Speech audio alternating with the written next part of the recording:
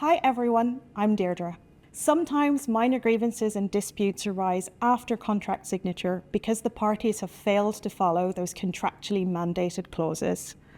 If comments such as "that change request wasn't agreed in line with the contract," or "that's not a scope change," or "we didn't agree to a revised timeline" sound too familiar and come up too often during implementations, it may be helpful to go back to basics and revisit those agreed terms with the day-to-day teams who work on the implementation. There are some very easy wins to minimise the likelihood of these issues arising. First, make sure that the project teams are aware of key contractual provisions.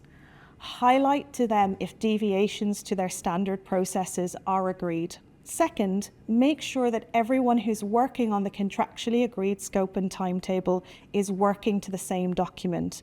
Remember that internal project documents may differ from what's in the contract, and this can lead to potential delays or disagreements simply because one party is looking at something different. Finally, agree changes to scope, timing, and costs in accordance with the agreed change control process. Although this may create additional admin in the short term, it helps longer term to avoid disputes that changes were not agreed because they did not follow the contractual process. So if something says in writing or requires a particular format, follow that process to the letter. We'll share more of these tips in future vlogs, so please keep an eye out on our website and LinkedIn page for more details. Thank you.